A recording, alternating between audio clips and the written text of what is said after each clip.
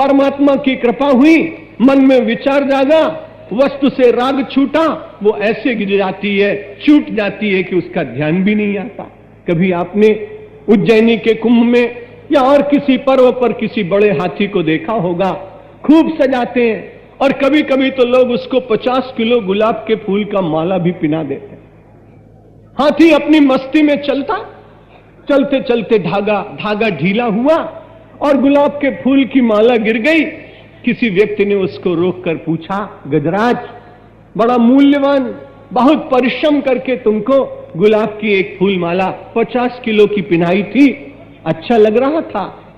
गजराज ने कहा, तुमने माला कब पिनाई थी, माला कब गिर गई, मुझे मालूम नहीं, मैं तो अपनी मस्ती में चल रहा था। यदि आप गीता ठीक से पढ़ने लगे तो आपको लगेगा कि पदार्थ कब मिल गए और कब छूट गए।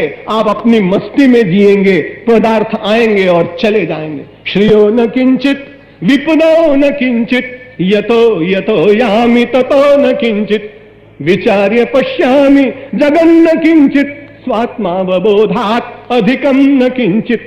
उसके मन में विचार जागेगा, संपत्ति आ गई ठीक, संपत्ति चली गई ठीक, भगवान श्री राम के चरणों में श्रद्धा जागती क्यों है? इसीलिए तो प्रसन्नताम या न गता, प्रसन्नताम यो न गताभिषेकतस् तथा न ममले वनवास दुःखता मुखाम्बुज श्री रघुनंदनस्य मे सदास्तु सा मंजुल मंगल प्रदा।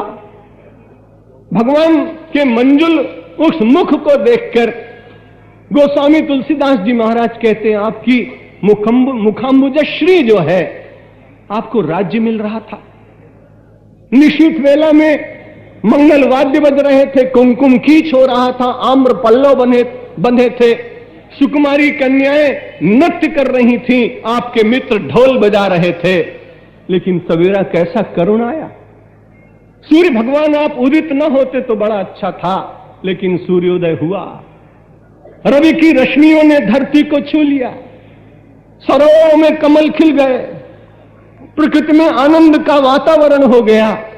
लेकिन धीरे से सूचना मिली, राम का आज राज्यारोहण नहीं होगा। अभिषेक के जितने संभार हैं उनको अवरुद्ध कर दिया जाए। सूचना भगवान को गई।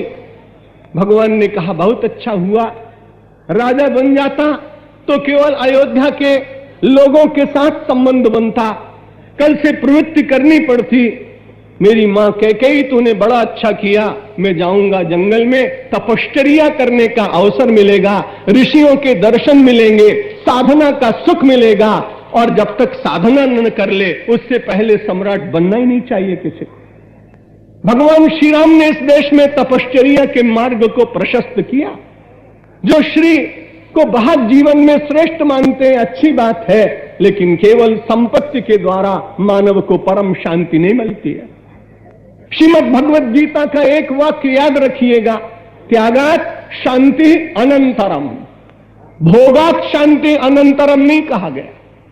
संसार के पदार्थों का भोग आपको क्षणिक सुख देगा, लेकिन त्याग की अवस्था आपके जीवन को आनंद की ओर ले जाएगी। इस भौतिक युग में व्यक्ति को इस बात को ज्ञात करना चाहिए कि सुख में और आनंद में अंतर क्या है। सुख मिलता है, थोड़ी देर के लिए मिलता है, सुख छूट जाता है। सुख के प्रति कभी कभी ऐसा विराग होता है कि उसे देखने की इच्छा नहीं होती, लेकिन आनंद को प्राप्त करने के बाद उसे छोड़ने का विचार जागता नहीं, वो छूटता नहीं, उसमें तो मानो डूबता चला जाता है और उसे ज्ञात ही नहीं होता कि उससे क्या छूटता जा रहा है। श्रेयो न किंचित विपदो न किंचित यतो यतो यामि ततो न किंचित।